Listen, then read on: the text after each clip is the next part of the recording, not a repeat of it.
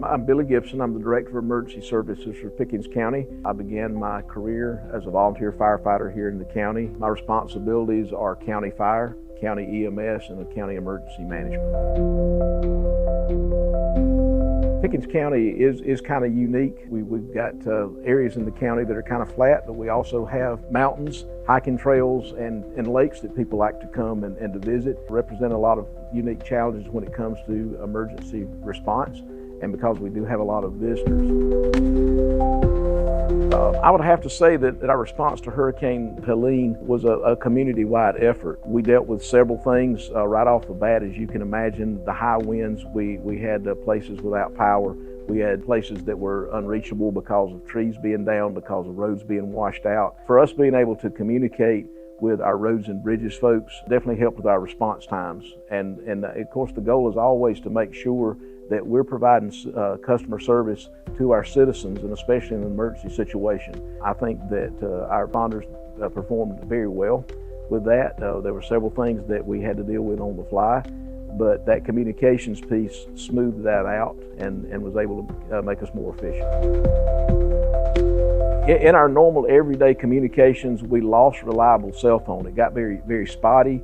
We also lost internet in a lot of places of the county. Our administration building was actually affected for a short time. That made our radio communications even more crucial. The communications we had through the Fleettalk system was a lifeline not only to our responders out there, but also for our county administration, which of course helps keep the county running. I would say from the top down, this was an effort like we have never seen before. For us to have countywide damage the way we did during Hurricane Helene is rare. We have a great team. We work together very well, but when we have something of this magnitude, I think it just solidifies it even more. Our folks worked together to make sure that we were looking out for each other, to make sure that we were safe. They were out in the field providing a service to our customer, and of course that's who we're here for. Just before the storm really hit, we sent fire and EMS to a call up in the upper part of the county. There were trees that came down in front of them, there were trees that came down behind them. Well, nearly 12 hours to get to them using heavy equipment and about 3 different teams of folks running chainsaws and heavy equipment. We left the fire truck and the ambulance where they were. I can't say enough about our crew for that. They very well could have walked themselves out. They would have had to hike a ways, but they could have made it out.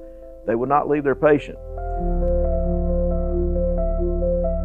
Communications is important in day-to-day operations, not just during disasters. Anytime you have an emergency, that element, that communications piece is a key to make sure that we come to a safe resolution for our responders as well as the folks that we're here to serve. In the past, in this county, we had several different issues. We were dealing with old, antiquated equipment. We were not on a common operating platform because our law enforcement partners actually were on UHF, our county fire was on VHF, and we had coverage issues because we basically operated off of one central tower location for the entire county.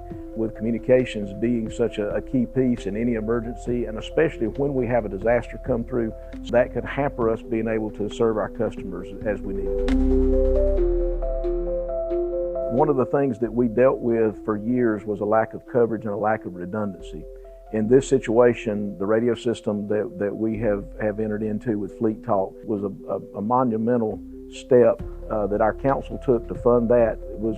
Bridged a huge gap with our response. We did not have any issues with the system itself during the storm. It was able to get our responders on a common operating channel. Before this, our dispatch became so pivotal because some folks that were on a separate platform would actually have to call our dispatch center and have messages relayed to the field to other units.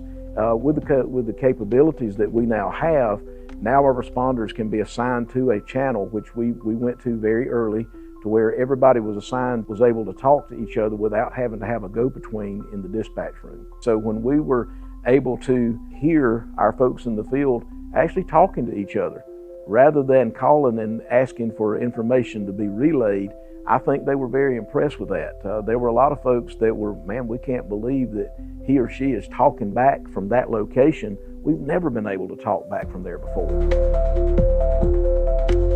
When Pickens County was looking for a solution when it came to radio communications, we put out our problems and we asked for a solution. We had several options that came back to us, but Fleettalk and Rock Communications came back to us with a proposal that not only fixed our issues, but also was very affordable and was very reasonable. Throughout the process, from the time the RFP went out to the time we discussed that with them, through the construction process, and even now, they've been very receptive to our needs. We've dealt with vendors, not just radio vendors, but equipment vendors in general, that tend to not be quite as receptive to us as a customer to what we need. I would say it's definitely not true with Rock Communications. Everything that they said they would do, they have definitely delivered.